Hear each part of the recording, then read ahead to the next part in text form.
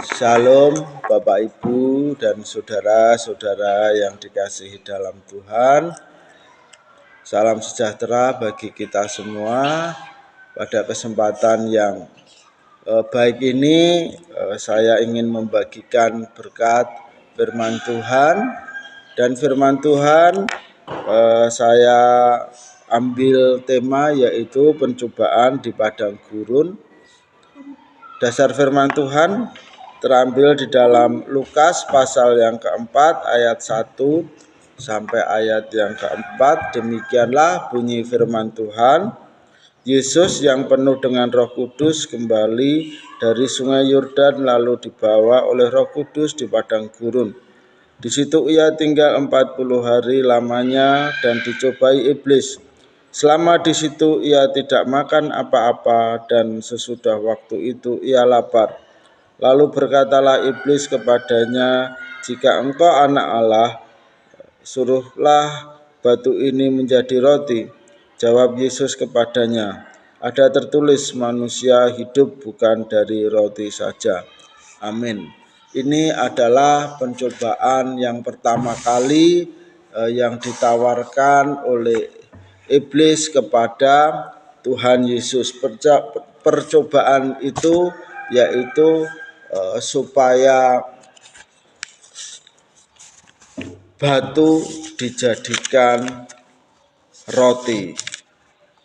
Ada hal-hal yang menarik yang perlu kita pelajari bersama-sama tentang kisah percobaan dari Tuhan Yesus ini. Yang pertama adalah perkataan "jika engkau anak Allah" adalah perkataan iblis yang membangkitkan supaya manusia itu menjadi sombong terhadap dirinya sendiri dan akan melakukan perintah sesuai dengan perintah iblis. Pada saat itu iblis membombongi Tuhan Yesus, "Jika engkau anak Allah, jadikanlah batu ini menjadi roti." Dan kadang itu juga akan diterapkan di dalam pencobaan-pencobaan kita. Jika engkau pintar, maka buatlah cara supaya bisa menipu orang lain. Dan banyak lagi pencobaan-pencobaan iblis seperti itu. Jika engkau pemberani, maka pukullah orang itu. Pencobaan yang kedua adalah pencobaan ini bertujuan untuk dari hal yang rohani menjadi hal yang jasmani, di mana dari hal berpuasa, Tuhan Yesus berpuasa lalu dialihkan untuk supaya menjadikan batu menjadi roti, yaitu tentang hal jasmani. Setan juga kadang mencobai kita dari hal yang rohani menjadi hal yang jasmani, seperti harusnya kita bergereja, namun karena hari Minggu adalah bisa dipakai untuk bisnis, justru dipakai untuk berjualan. Ini adalah pencobaan tentang bagaimana batu ini menjadi roti. Pencobaan yang selanjutnya yaitu arti yang ketiga adalah pencobaan ini bertujuan supaya Yesus menangani sendiri tentang persoalan lapar. Memang pada saat itu Tuhan Yesus lapar karena sudah 40 hari 40 malam dia tidak makan, maka terjadilah secara manusiawi Tuhan itu sangat lapar sekali. Dan inilah pencobaan supaya Yesus mengubah batu ini menjadi roti. Artinya dengan kealahannya akan menjadikan batu ini menjadi roti. Namun Tuhan Yesus tidak mau menggunakan kealahannya untuk kepentingannya sendiri.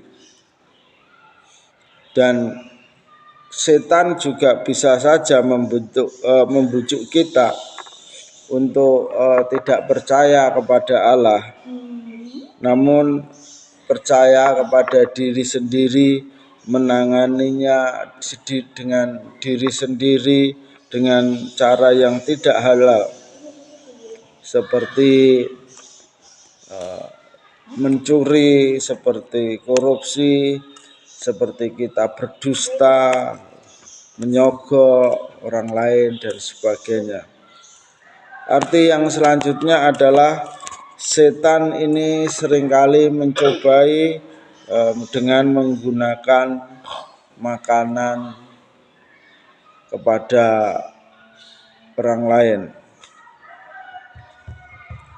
Setan menggunakan kepuasan atau kenikmatan atau kelemahan tubuh manusia. Adam dicobai dengan makanan, namun Adam kalah. Tuhan Yesus pada saat lapar juga dicobai dengan makanan. Dan ini juga bisa dicobai oleh kita, yaitu kita dicobai dengan kenikmatan dan kepuasan tubuh. Misalnya kita dicobai untuk pergi minum minuman keras, untuk kita dicobai dengan merasakan nikmatnya narkoba, kita bisa dicobai dengan pergi ke diskotik atau yang lain sebagainya. Arti selanjutnya adalah setan itu menyerang titik lemah manusia dan ia menyerang pada saat yang tepat. Tuhan Yesus dicobai pada saat mengalami kelemahan, yaitu kelaparan, dan juga pada saat yang tepat setan mencobai Tuhan Yesus. Dan ini juga kita juga bisa dicobai demikian. Ketika kita dalam keadaan lemah, kita akan dicobai, dan pada saat yang tepat kita akan mendapatkan pencobaan itu. Misalnya ketika saudara malas ke gereja, itu lalu ada teman saudara mengajak piknik. Jadi inilah pencobaan yang kadang juga pencobaan itu terjadi pada kita semua. Oleh karena itu, mari kita belajar seperti Tuhan Yesus yang menolak untuk tidak menjadikan batu menjadi roti. Demikianlah firman Tuhan. Tuhan Yesus memberkati kita semua.